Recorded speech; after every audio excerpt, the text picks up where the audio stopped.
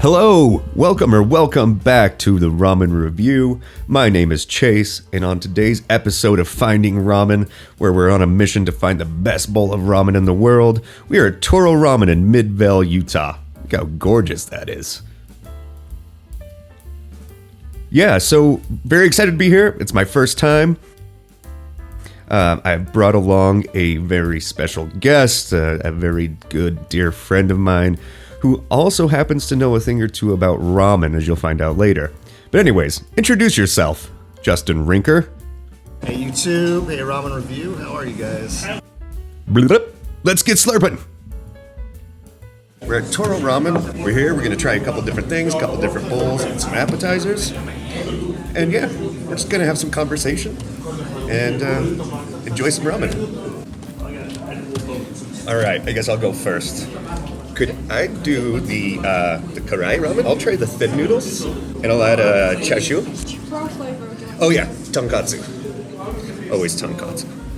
Yeah, I missed Justin's order. And then I got a question, like, so thin and thick, obviously. What are the wavy? Are they just like a?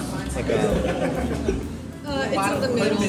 It's kind of in the middle. Yeah, and it's more vaporier than the thin noodle. So it's almost like an egg noodle, kind of thinner. Which one do you like? I personally like the thick noodles. You like the thick? That's what I was gonna go with originally. I'm gonna stick with the. That's what she said. Oh yeah, and then can we throw in some appetizers? Sure. Can we do a takoyaki? Yes, we just put our order in, and this part was pretty cool. One of the owners came up and asked us if we wanted a tour of the kitchen and to see our bowls get made. So obviously happily obliged. However, I did feel kind of bad for the staff. I think it kind of took them off guard.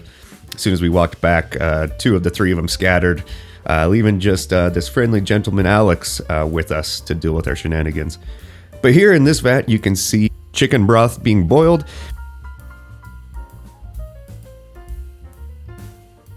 This one is the tonkatsu, so there's a bunch of pork bones in there. At this point, we were trying to ask if we could watch our bowls get made. Oh yeah, this is where they're going to fry up our takoyaki. But yeah, I was trying to ask if we could watch our bowls get made, but we had a translation barrier. I was able to ask, I think, a little too literally to say where we could get to see where the ramen's made. But we did get to see where the ramen's actually made, but not the bowl. Yeah, again, a little bit of translation issue, but no one's fault. Yeah, this is where they are boiling the noodles. You can see the boiling water. Those are Justin's thick noodles. And in these giant pots are the broths.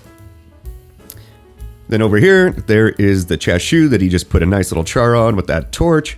Again, thank you so much, Tony and Sunny, for letting us come back and enjoy your kitchen.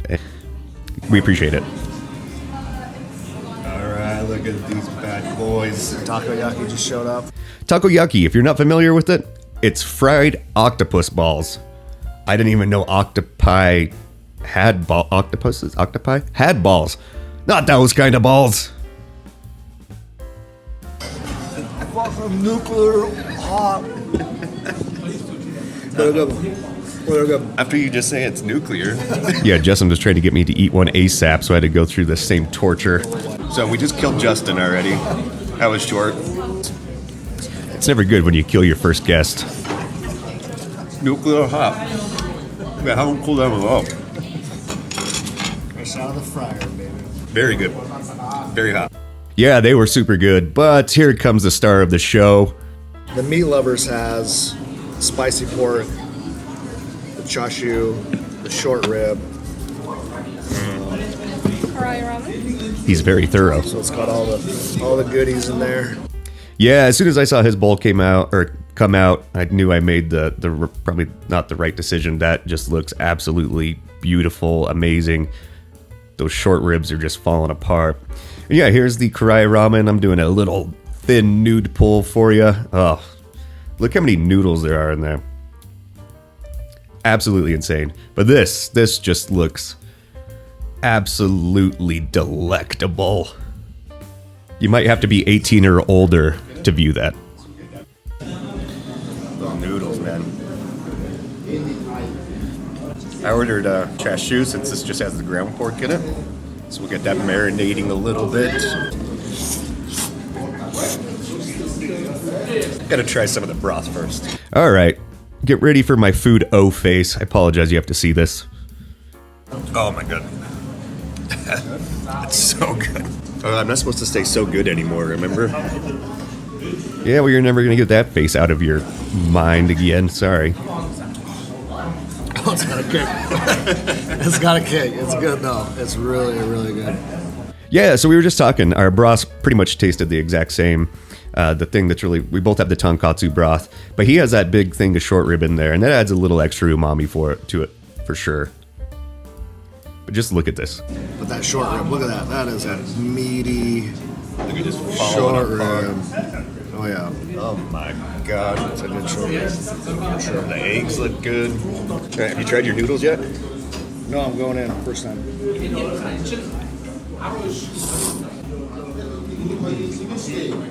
I like the thick. The thick's really nice. Look how different those are.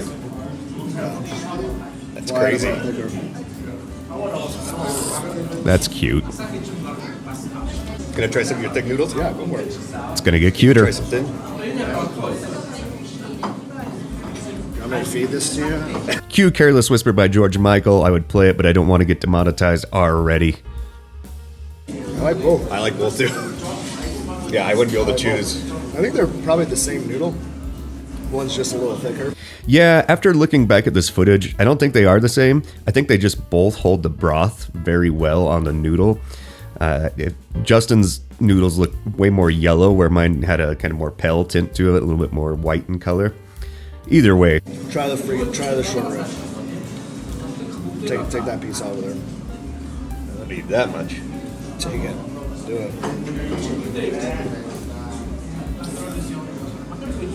Oh my god. Right? That shit is legit. That's insane. You don't even have to chew that. Really, really good. I mean, you probably should.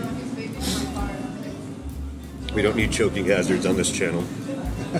Should we spice these up a little bit? That's what I was just thinking. So we got some like Japanese 7 spice. Yeah, if you're not familiar with Japanese 7 spice, it is a blend of 7 Japanese spices. Big surprise.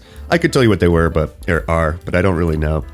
But it's a great way to spice up your ramen. Even at home, I keep it in my counter cabinet. I use it all the time. I put it in everything. That chili paste, that vibrant red color, absolutely insane. I've never seen it. And it tasted amazing. That looks so good. I said so good again. How does ramen in the States compare to ramen in Japan? Well, yeah, in Japan. So my aunt actually owned a restaurant in Japan where she sold ramen, and of course the noodles were always handmade. The broth was always, a lot of, pork heads and stuff like that were, boiled for several days. But everyone just has their own special recipe, and I think that's what's key is. You really got to find your niche as a ramen maker, and people are going to connect with certain elements of your ramen.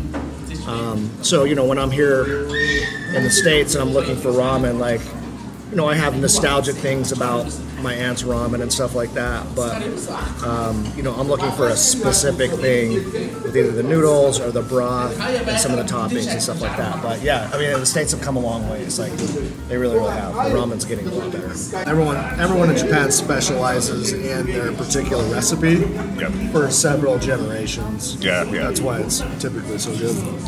So do you have your aunt's recipe? No.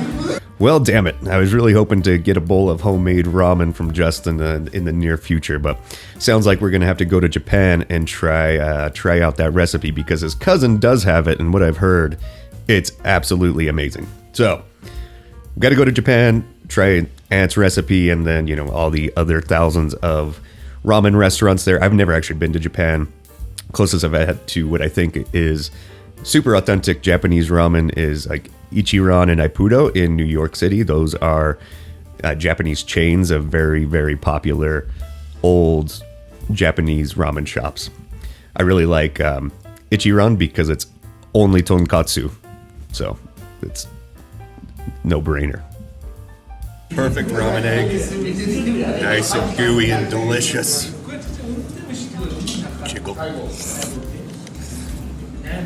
Yeah. I think I got a little too excited about that yolk. Let's try the egg. See if it's as good as it looks. It's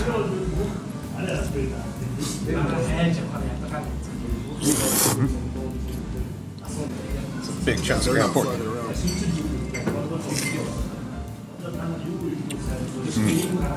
Oh my god, dumb. Holy shit.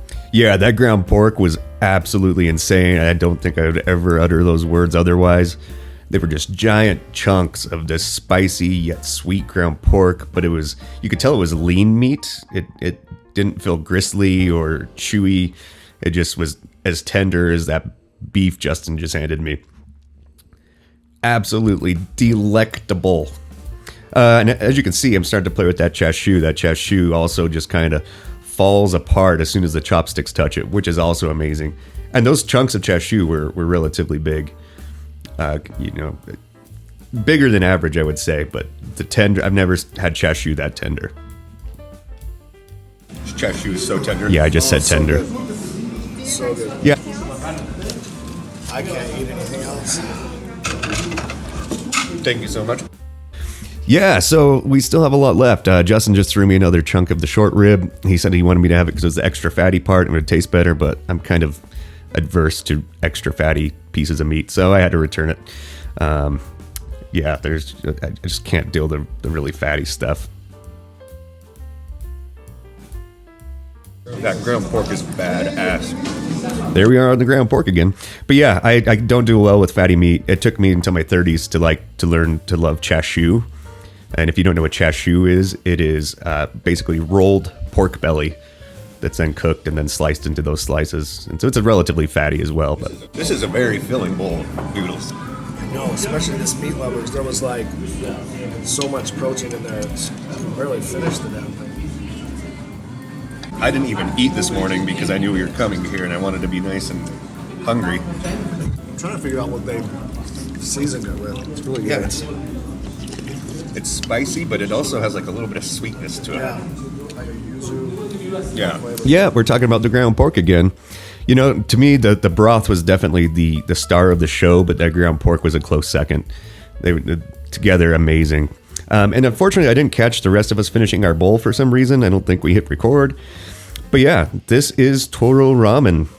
Beautiful ambiance, just kind of simple, but I love that artwork. And this is Tony, one of the owners who helped us out. He was so kind and courteous and generous. I appreciate Toro Ramen. Thank you for letting us come in today. Well, there you have it. Toro Ramen. Yeah, so we were going to try to film our review as like the actual review as we were walking to the car and then in the car, and I'm wearing my glasses all sideways like a dork. But yeah, it was too windy, and then we got in the car and it was 3 times as hot as the sun, so we had the AC blasting, which also didn't work with the mic. So I asked Justin to do the first review. I gave him four parameters. I wanted him to give me a 1 out of 10 on the noodles, the broth, the add-ins, and then an overall. So for the noodles, he gave it a 7.5 out of 10. For the broth, he gave it a 9 out of 10. For the add-ons, he gave an 8 out of 10.